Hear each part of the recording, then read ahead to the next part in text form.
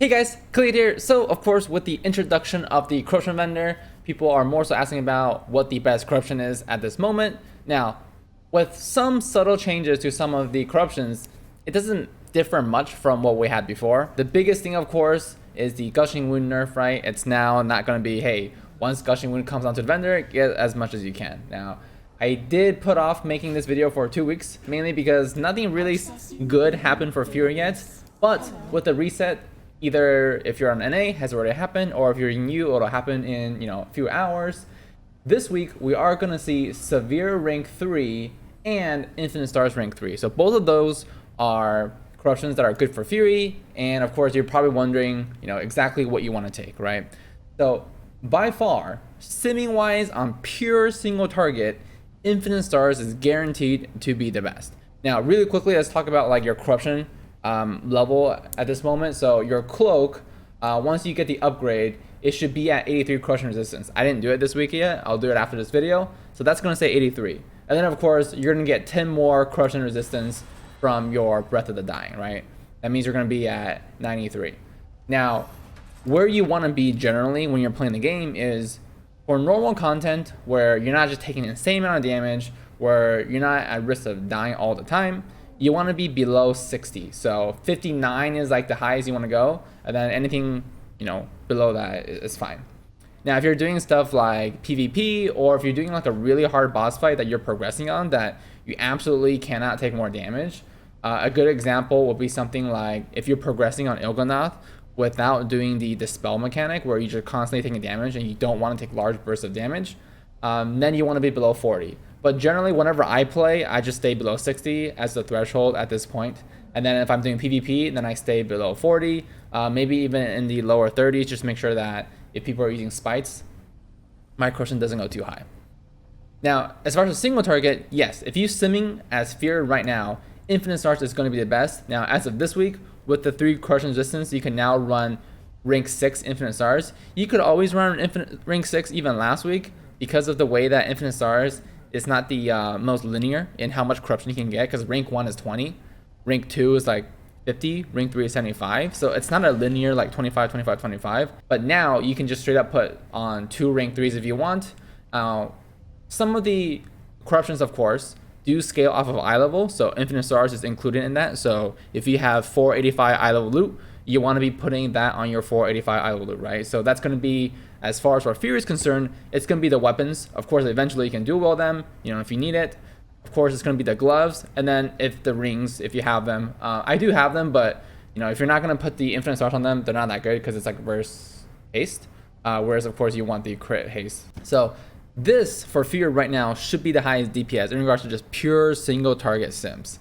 But of course, there's only 2 fights in a raid that are pure single target. One is Mott. The second one is Shadhard. Unfortunately, Mott, if you have rank 6 Infinite Stars, the instant that Infinite Stars procs when you're doing that reflect phase, you're dead. So I would say, one, if you can phase the boss, or if you can kill him before he even phases, like Meta can do, then sure, you can just run Infinite Stars. But the fight is so short, does it really matter? Probably not. 2 is you're really gonna be caring about Infinite Stars on a fight like Shadhar, but then it's really only for parsing purposes. So I think now my character is running Infinite Stars because I have it already, but I think a more reasonable setup is something like this, where of course you're looking at this DPS, it's 106,000 DPS versus 122. That's a huge difference in DPS, but of course Infinite Stars does have a huge RNG component on it, and it loses a lot of value in single target. I can't tell you guys how many times when I've done a fight like the soccer boss or Raw Den where I'll proc like 1 Infinite Stars on a boss and I'll proc like 4 Infinite Stars on an ad that's about to die in like 2 seconds. So if there's any type of ad spawning, Infinite Stars loses so much of its value. It's absolutely insane. Not only that, if you proc Infinite Stars on an ad that doesn't get counted in logs, for example, if the whole point of doing this is for logs, it won't even get counted in your DPS because the DPS you do to those targets doesn't get added up later on. So this is the best. Now, what does this compose of, right? I think it's less about looking at specifically like where every piece goes, but the general gist of it, right? The general gist, I would say, is if you have 485 eye level loot, you should put a gushing wound on it. even with the nerf, it's still very strong, and just like Infinite Stars, it does scale with eye level. So I would say a 485 eye level, it's a no-brainer. You put a Gushing Wound on because the scaling takes it higher.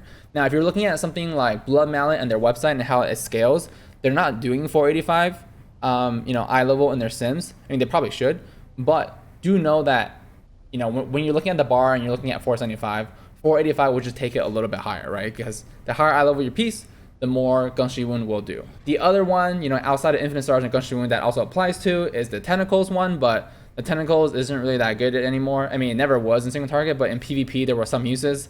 But since it's nerfed in PvP, it's not that great anyways. So then you're looking at the other stuff, right? You're going to see a lot of Severe, and you can potentially see Strike Through coming through at the same time. Now, the safest way, so I would consider this is simming single target, but I would consider something like this build, whereas you have a few Gushing Wound, a few Severe, a few Strike Throughs. This is more so like single target, and also single target with occasionally, 1 or 2 ads that spawn. That's what I would consider this set. Like, I wouldn't take this into Mythic Plus, but this is for the rest of the quote unquote like more single target boss fights that isn't just like pure AoE, right? So stuff like Soccer Boss, Raden, like we mentioned earlier, that's what you do. And then you can kind of like, I'll link this in the description or pin it in a comment below, and then you can kind of look at the way that everything sims out. There's obviously different variations that you can do. I would suggest the focus is the Gushing Wound if you have 485, and then if you don't, then Severe is, I would say, the actual next best thing, and then Strike Through are kind of dependent on kind of what fights you're doing. But I would say Severe slightly more important than Strike Through. Now, the other thing we want to talk about for Fury is, of course, our AoE. I've simmed it previously. I'm not going to show you guys the sims here because it doesn't really matter. The only thing that matters for AoE is Twilight Devastation. As a Fury Warrior, there's nothing more important than Twilight Devastation. You want as many as you can. So we talked about, if you want to be 40 Corruption or below 40, below 60. If you're doing Mythic Plus, Hive Mind, whatever fight that's AoE, you want to run as many Twilight Devastation as you can. Now, this week, with the added 3 Corruption distance, you can now run rank 6 Twilight Devastation and stay below 60 Corruption. So I recommend that you do that. Now, if you don't want to run as high Corruption, what can you run is you can run like rank 5 Twilight Devastation or rank 4 if you don't have any of that stuff. And then to supplement it, you want to run Severe. That is going to be the best one. Now, I know I have Expedient here, but that's because Severe just came out this week and I haven't had a chance to buy it yet. But, once I do, I would probably replace the Haste with the Severe. But Haste itself isn't even that bad, actually, because more Haste means more procs of your TD anyway. So, but generally for AoE, your best bet is Twilight Devastation as your rank 1. Rank 2 is going to be Severe. So what does this kind of mean when you look at the overall like Fury gear, right? So Infinite Stars is just meme single target. I would realistically at this point, once you have access to all the Corruption, you have enough echoes to buy everything or multiple pieces of gear to put the Corruption on. I would say Infinite Stars is just a meme. Like, it's only to meme Shadhar, potentially kill herself on mod. Now, the thing that really matters is the Gushing Wound / Severe / Strike Through that I showed you guys. Now, of that, yes, 485s, put Gushing Wound on it. If not, Severe is the most important thing. And then for AoE, you have Twilight Devastation and Severe. If you're somebody that's saying, hey, I only want to buy one piece of gear, I don't really want to go that hard. I don't want to have, 3 different gear sets for PV alone. For Fury alone, not even talking about arms yet. What do? You just do Severe. It's the safest option. It's not going to give you the best DPS in single target or AoE, but it will work for all of them. So I would say if you have shared pieces between multiple specs, you're like, hey, I only have like 1 pair of belt, or 1 pair of pants. Sorry, that's a better analogy for pair. And you want to put a Corruption on it, you can put a Severe on there. And then for your multiple pieces of gear that you can separate between single target and AoE, you can put on different stuff like Twilight Devastation or Gushing Wound or Infinite Stars, right? So that's kind of how I would say Corruption for Fury is at. So this week, you definitely have the choice. I would suggest you invest more in Severe than you would do in Infinite Stars.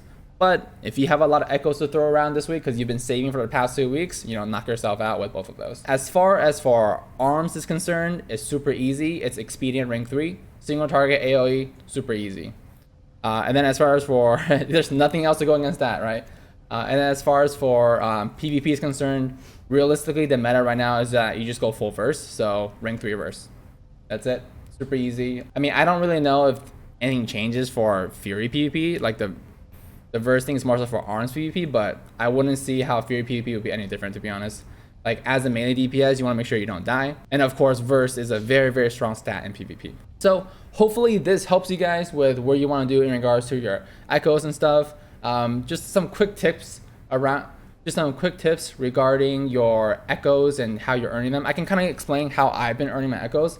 Obviously, invasions and horrific visions are very, very good ways of getting echoes, right? Because you do a 5 mask and you get, I think, 750 echoes. That's a lot for the time spent. Of course, you want to be doing your invasions every week because it gives you echoes and it gives you the resources. That unfortunately is a bit boring, but that's something you can do. As far as for like actively farming it, you want to make sure you also want to, cap out for PvP so you can get your PvP chest. You want to get your weekly Mythic Plus chest. You want those as high as possible. The boost that you get at the end of each week or the beginning of each week is insane.